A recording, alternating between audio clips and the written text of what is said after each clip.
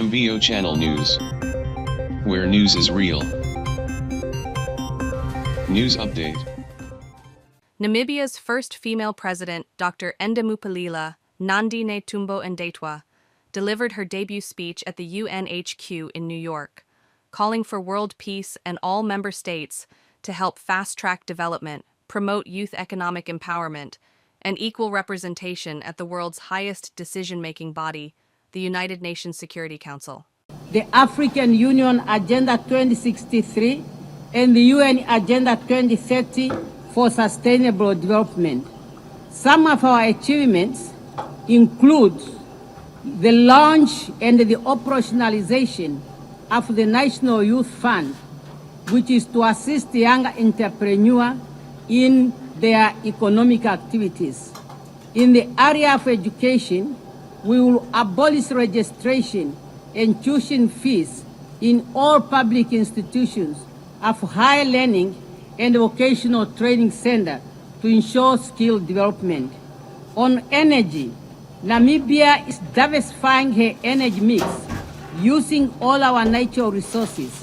In addition, Namibia presented her energy compact at the African Energy Forum, thus enabling us to access concessional funding for national energy initiatives.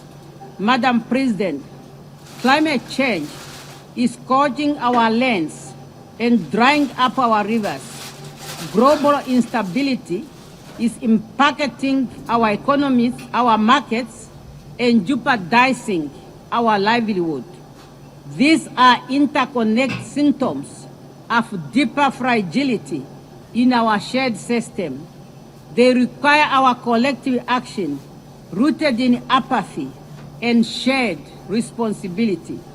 In this regard, I am glad to announce Namibia's bid to host the Africa Regional Hub of the Green Climate Fund.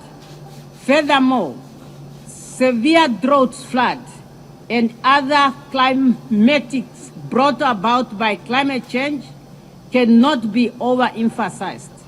Namibia calls for the implementation of the provision of the Namib Declaration on a strong United Nations Convention to combat desertification for a land degradation and neutral world.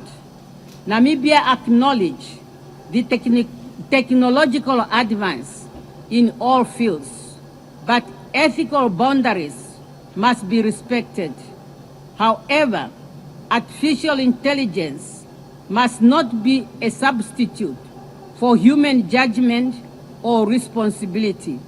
We therefore call for a global standard that ensures that the usage of artificial intelligence remains transparent, fair for humanity. Youth unemployment, increased economic inequality, lack of adequate housing, quality education and health care, water, energy, and debt distress are among the common challenges that no one country can address alone. Through multilateral cooperation, our collective action must ensure that we all forge ahead to make the world a better place and to work together on those challenges in line with our theme, Better Together. Madam President, 30 years since the adoption of the Beijing Declaration and Platform of Action, we have made much to celebrate and to ponder on.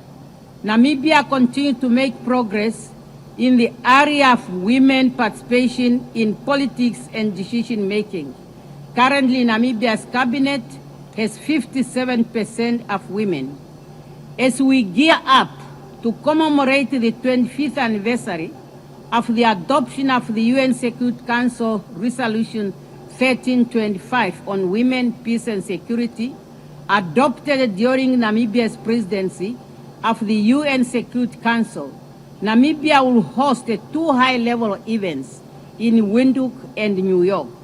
I look forward to the participation of all member states in those events to collectively reaffirm commitment to women, peace and security agenda.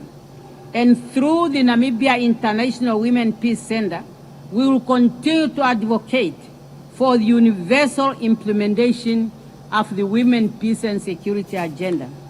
Madam President,